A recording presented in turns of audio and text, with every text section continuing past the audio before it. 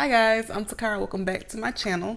In this video, I will be addressing my most frequently asked question, and it is simply, how did I get my hair to grow so fast?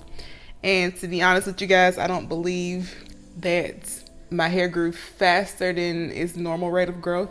And honestly, I don't believe there's anything that's gonna make your hair grow any faster than it would normally grow. But that's just my personal opinion. I know some people take hair vitamins and things of that sort, and they feel as though they help their hair grow faster.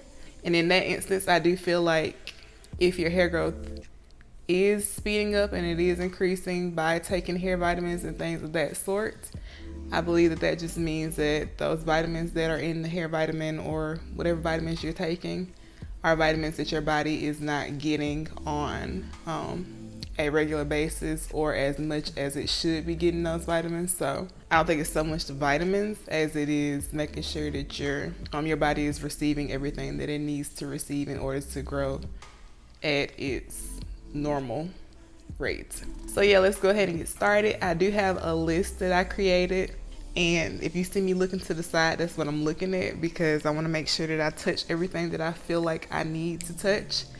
And this will probably be like just a reiteration of the video I posted a while back, like last year sometime, telling you guys how to pretty much retain length, because in my personal opinion, I feel like retaining length is what actually helps you to see the length that you want to see. So this probably will be a reiteration of a lot of those things that I said in that video, because I do still feel pretty much the same way as I did in that video as I do now. So yeah, let's go ahead and get started.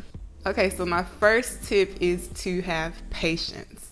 That is so important because, of course, most of us want our hair to grow super fast and to just grow overnight, and that is most likely not going to be the case. I haven't had a relaxer in, I think, 3 years and 3 months now, and as you guys can see, my curls are just grazing my shoulder. And it's been over 3 years, so it does take patience. My hair is actually pretty long stretched. I have on black, so you can't really tell, but it stops about right here. But yeah, my hair is pretty long stretched, but I don't wear my hair stretched on most occasions. Most times I am wearing my hair in its natural state. It's taken my hair 3 years and 3 months to get to essentially shoulder length in its natural state. So like I said, patience is key. Your hair is not gonna grow overnight, no matter how much we want it to. So my personal recommendation is just to embrace your hair in whatever state it's in currently. So if your hair is super short, then I feel like you should just find like hairstyles that you like to rock and just pretty much wear those. Whatever stage your hair or your natural hair is in, I just recommend that you embrace that stage, and the growth will come. The growth will come in due time, as long as you are taking care of your hair and there is nothing wrong internally that's preventing your hair from growing. It will come. It may not come as fast as you want it to. It's most likely not gonna come as fast as you want it to. I'm personally still trying to meet my overall hair goal, which is armpit length in my natural state. So seeing as it took me a little over 3 years to get to shoulder length in the natural state, I probably got another 4 or 5 years before I actually reach my hair goal. So I'm still being patient as well. I'm not just telling you guys to be patient, but I feel like patience is very important, because if you don't have patience and you're trying to rush the process, you won't enjoy it. And at the same time, it'll seem like it's taking forever for your hair to grow and for your hair to get where you want it to, if you're focusing so much on how long it is. So patience is key. All right, my second tip is to not compare your hair growth to other people's hair growth. And the reason why I say this is because not everyone's hair grows at the same rate, and that is due to genetics. So just because one person, you and this one person cut your hair off at the same time and their hair is growing faster than yours, it doesn't mean that there's something wrong with your regimen or anything wrong with what you're doing to your hair. It may just mean that their hair grows at a different rate than your hair grows, and vice versa. So I don't recommend comparing your hair growth to another person's hair growth, because not everyone's hair growth is one and the same. So I just recommend focusing on your own head of hair, because if you're looking at somebody else's hair growth and you're getting depressed, it's just not worth it. So yeah, I just recommend not comparing your rate of hair growth to another person's rate of hair growth. All right, tip number 3. This will be the answer to the question that I get all the time from, people in my DMs and whatnot as to how to grow your hair fast. I think in my personal opinion, the most important thing to focus on is retaining length. Because your hair grows, like I said, unless there is something wrong internally, your hair is gonna grow. So you need to focus on retaining your ends, which is the oldest part of your hair. And that's gonna help you to see hair growth because you're retaining the length. So I definitely recommend focusing on retaining your length more so than trying to get your hair to grow fast. Because like I said, if you're retaining length, you will see hair growth. You will notice and recognize that your hair has grown. Okay, my 4th tip is to develop and to maintain a consistent regimen. And I feel like this is an important tip. All these tips I feel like are pretty important. But I feel like this tip is important because once you find what works for your hair, I feel like you should stick with that and then continue to do that. And I do feel like your hair will be good to you. My 5th tip is to not manipulate your hair so much. So I recommend low manipulation hairstyles and low manipulation in general. Like for me personally, I style my hair once a week, sometimes once every 2 weeks, but that's if I'm being lazy. But most times I style my hair once a week. And once I have styled my hair that one time out of the week, I do not restyle my hair until my next wash day, which is normally, like I said, a week after that. So I style my hair once a week. And I feel like my hair benefits from that because my hands aren't all in it and I'm not causing unnecessary tangles and breakage and things of that nature. So I do recommend low manipulation hairstyles, and protective styles can be low manipulation hairstyles as well because it's keeping you, out of your head. It keeps you from playing with and wanting to style and do some of everything to your hair. So yeah, I do recommend low manipulation hairstyles. And like I said, protective styles are a form of low manipulation hairstyles. Personally for me, as you guys know, if you've been watching my channel, I do wash and goes a lot. And I personally feel like a wash and go is a low manipulation hairstyle for me. Because like I said, once I style it that one time out of the week, I wear my hair like that the entire week, and that is it. I don't restyle it. So I consider a wash and go a low manipulation hairstyle.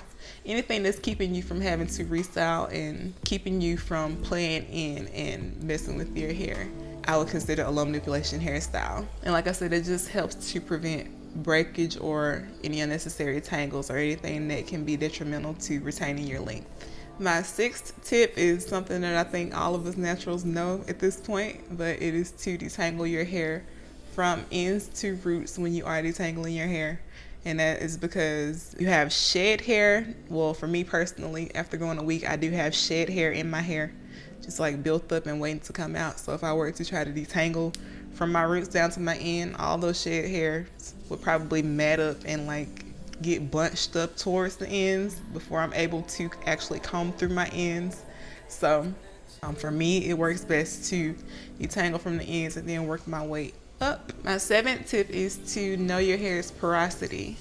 And I feel like this is important because it lets you know how your hair accepts and retains moisture and which techniques you should use to apply products to your hair, whether it be the LCO method or the LOC method or whatever it may be. It lets you know how to apply products to your hair properly for your hair to retain moisture, and it also lets you know how well your hair is capable of retaining moisture. For instance, I am low porosity and my hair tends to like it when I do the LCO method, and my hair also likes it when I use warm water to re-wet my hair when I'm styling it. Because as someone with low porosity hair, my cuticles are closed shut most times, and heat of whatever form helps to open my cuticle and allow for my hair to receive moisture. So I deep condition with a steamer, and that helps my deep conditioner to absorb into my low porosity hair.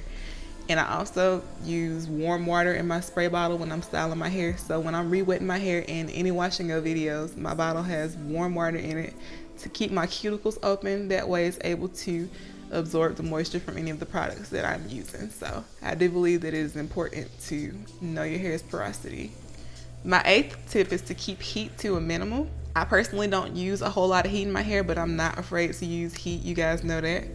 But I do feel that using too much heat could put you at risk of having heat damage. And I also feel that excessive heat can be drying to your hair.